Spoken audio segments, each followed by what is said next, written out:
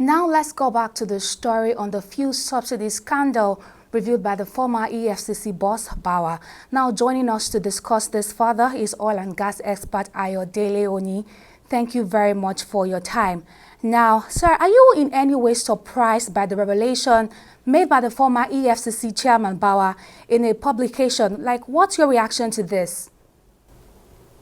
There's nothing strange. There's nothing surprising. I mean, it's recall that a number of people had to went through prosecution, criminal prosecution, because of the fuel subsidy corruption.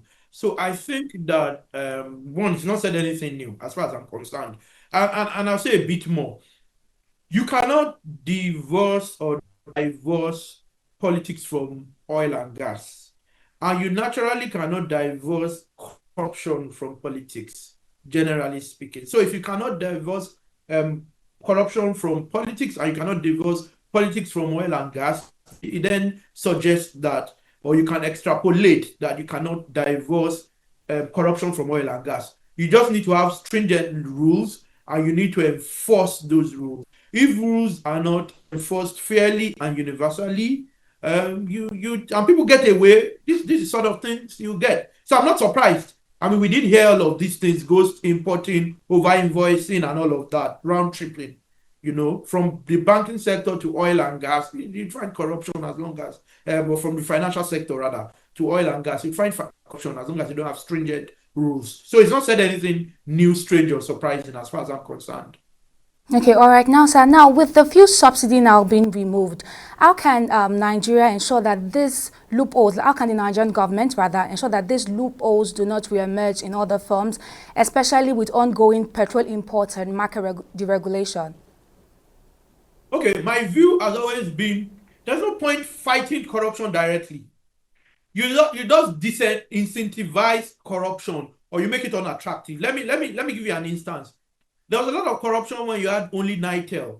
I mean, I was born in the 1980s, so I grew up to know about Nitel and that people would queue at neighbors' homes to make calls. But with GSM, Nitel, even MTEL couldn't survive. Even being with a national carrier, having a national carrier license, it couldn't survive. So once you have competition, once you privatize, once you remove stuff like subsidy, I mean, and that's always debatable because people would say that even in more advanced countries, there's subsidy, but what are you subsidizing? Are you subsidizing production? Are you subsidizing consumption, right? So I think that the president did score high by removing subsidy. Of course, it did come with its pains, which in the mid to long term should vanish, particularly when you can't speak about oil and gas also without looking at the broader economy, right? So as long as the economy continues to improve and people have jobs, it wouldn't matter that subsidy was removed. If you have electricity 24/7 and you don't have to buy fuel in your generator every day, you have multiple means of transportation, you don't have to put fuel in your car every day. You can go on the rail, cable cars, and all of that. And we are refining sufficient quantities. You find out that the hue and cry around fuel subsidy won't go away. Now, to ensure that corruption doesn't continue, you don't fight it, like I say. You just create an environment where there's a better alternative, particularly where it's private sector driven and there isn't any government interface or civil service interface. So with removal of subsidy, I mean, you bring in your own fuel or you find, and whichever is higher quality, more competitive in pricing, gets bought. Yes, I know the PIA does state that at some point we'll have backward integration such that people will stop importing as long as we can sufficiently refine.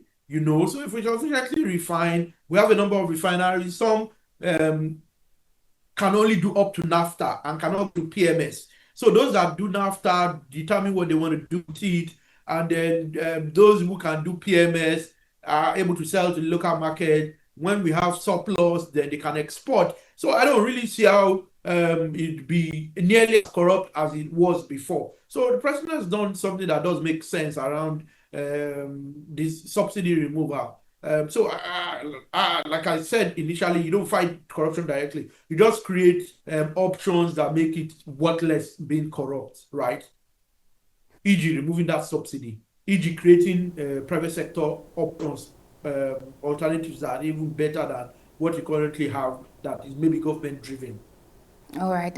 Thank you very much for sharing your insights, oil and gas expert Ayodele Oniwu. What has Invent or Fold? Thank you very much for sharing your insights on the news.